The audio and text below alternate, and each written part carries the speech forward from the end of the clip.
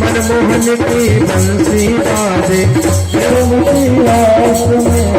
ब्रह्मलोक में ब्रह्मा राजे शिवन से कैलाश में ब्रह्मलोक में ब्रह्मा राजे शिवन से कैलाश में। सब हाथ से गाइए, हाथ उठा के गाइए, हर हर महादेव।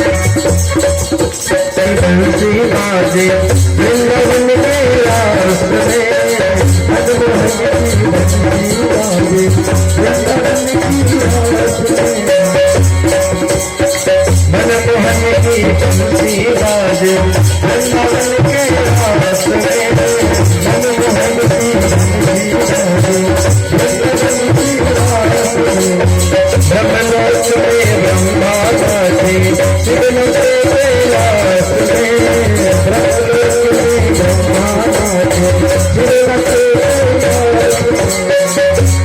सब हाथ राधे राधे राधे राधे राधे राधे राधे राधे राधे राधे राधे राधे राधे महाराष्ट्र में राधे महाराष्ट्र में राधे महाराष्ट्र में राधे वृंदावन राधे यमुनागढ़ में राधे बंसीगढ़ में राधे निर्बंधी में राधे वृंदावन में राधे वृंदावन राधे भावतका में राधे भावतका में राधे भावतका में राधे खजूरबाड़ी में राधे खजूरबाड़ी में खजूरबाड़ी में राधे राधे राधे राधे राधे राधे राधे राधे राधे राधे राधे राधे राधे राधे राधे राधे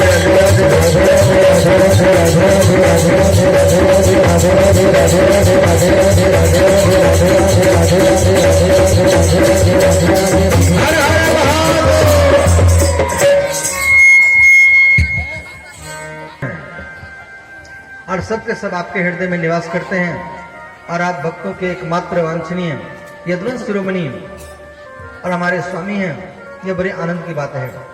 और अपने खेल खेल में घोड़े के रूप में रहने वाले इस दैत्य केसी को मार डाला प्रभु। अब परसों में आपके हाथों चारों मुष्टि आदि पहलवान कोल्या फिर हाथी और स्वयं कंस को भी मरते देखूंगा। फिर नारद जी भगवान के द्वारा आगे होने वाली महाभारत आदि लीलाओं का वर्णन करके उनसे आज्ञा लेकर के तथा उनके चरणों प्रणाम करके अपने लोक को चले गए। भगवान श्री कृष्ण बलराम श्री कृष्ण और बलराम इस अद्भुत लीला को देख करके सभी दर्शकों को बड़ा आनंद हुआ और श्रेष्ठ ब्राह्मण साधु पुरुष धन्य हैं, धन्य इस प्रकार कहकर उनकी प्रशंसा करने लगे। और उसके बाद में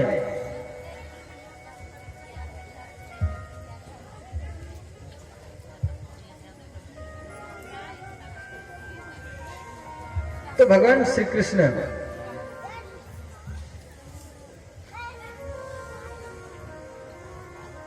जब भगवान श्री व्यापारियों को बाजार में, तब सभी व्यापारियों ने बलराम और श्री कृष्ण का पूजन कर तरह तरह के भेंट उपहार किए। इसके बाद भगवान प्रभु ने सब देखते देखते कि क्षण में उस धनुष के 2 टुकड़े कर दिए और जब धनुष टूटा तो उसके शब्द से पृथ्वी और 10 दिशाएं गूंज उठी और उसे सुनकर कंस भयभीत हो गया।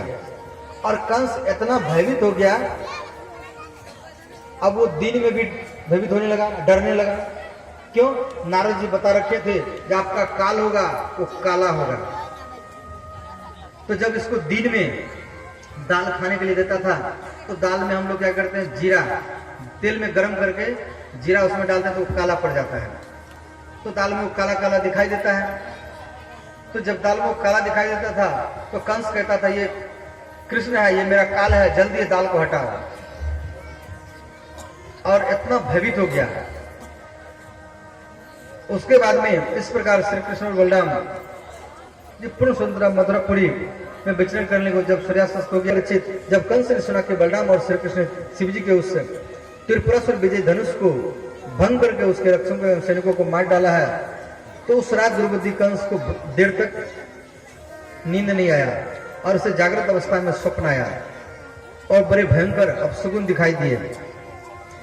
और कंस स्वप्न में देखा तो प्रेत से गले लग रहा है और गधे के ऊपर में हरियाणा विषादनम गधे पर चलता है और विष खा रहा है, अर्थात उसका सारा शरीर तेल से तरा है, गले में जपा उस अड़हुल की माला है और नग्न होकर कहीं जा रहा है। तो जब रात बीत गया, सूर्य उदय हो गया, तब उसने मलकिरा दंगल का महोत्सव प्रारंभ कराया और राज्य कर्मचारियों रंगभूमि को भली भांति सजाया और उन पर ब्राह्मण क्षत्रिय आदि नागरिक तथा ग्रामवासी यथास्थान बैठ गए, तुरई ढोल आदि बाजे बजने लगे। और इसमें भोजराज कंस ने नंद गोपों को बुलाया और उन लोगों ने आकर कंस को तरह तरह का उपहार भेंट किया। और कंस ने क्या किया था, एक बहुत बड़ा मंच बनाया था और इनका सोच था जो कृष्ण मंच के ऊपर में चढ़ेगा मैं नीचे से गिरा दूंगा, उसका मृत्यु हो जाएगा। तो श्री सुखदेव जी कहते परिचित जब काम क्रोध आदि शत्रुओं को पराजित करने वाले भगवान श्री कृष्ण बलराम जसरान क्रिया से निवृत्त होकर दंगल के अनुरूप नगारे की ध्वनि सुनकर रंगभूमि को देखने के लिए चल पड़े। तो उन्हें रंगभूमि को दरवाजे पर पहुंचकर देखा कि महावत की प्रेरणा से कुबल्या पे हाथी खड़ा है। तब भगवान श्री कृष्ण अपने कमर में फेंट कसकर ललकारते हुए कहा, महावत, ओ महावत, हमारा रास्ता दे दो और हमारा दोनों भाइयों को रास्ता दे दो और हमारे मार्ग से हट जाओ। अरे सुनता नहीं है, देर मत कर, नहीं तो हाथी के साथ तुझे भी यम सदनम यमराज के घर पहुंचा दूंगा। तो भगवान श्री कृष्ण जब इस प्रकार धमकाया तो महावत ने उस हाथी का उनके ओर आगे बढ़ाया और ये हाथी को मदिरा पिला करके रखा था कृष्ण और बलराम को मारने के लिए।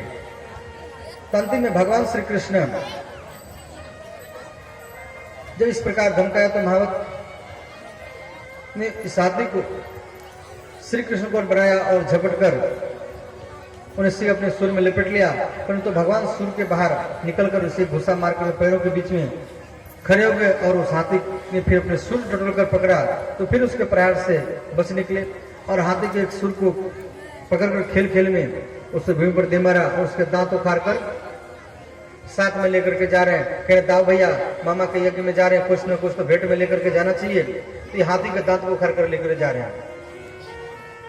तो श्री सुखदेव जी कहते हैं, मल्लानाम संसाम नरवर स्त्राम स्मृम।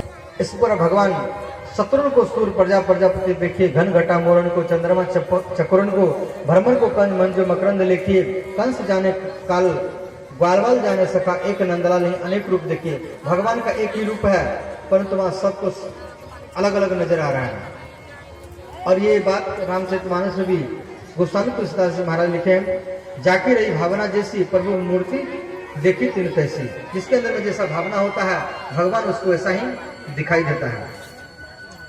तो भगवान श्री कृष्ण सौंदर्य गुण माधुर्य और निर्भयता ने मानव दर्शकों को उनकी लीलाओं का स्मरण करा दिया और वे लोग आपस में उन्हीं को देखते और सुनी लीलाओं को कहने सुनने लगे। जब दर्शकों में राम और श्याम इस प्रकार चर्चा हो रही थी तो उस समय चारों ने कहा, बलराम श्री कृष्ण, तुम दोनों भाई वीरों के आदरणीय हो और हमारे महाराज कंस ने यह सुनकर तुम्हारा कौशल देखने के लिए यहाँ पर बुलाया है और आप दोनों हम कुश्ती लड़ेंगे और अभी हम बालक हैं और देखने वाले सभासदों को पाप देखने का समर्थन होने का पाप ना लगे।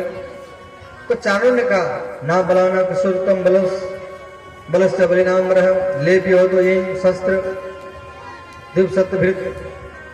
तो यहाँ चारों ने कहा, अजी तुम तुम और बलराम ना बालक हो और ना किशोर हो, तुम दोनों भाई बलवानों में श्रेष्ठ हो। तुमने अभी भी 10,000 हाथियों का बल रखने वाले कुबेल्य पीर को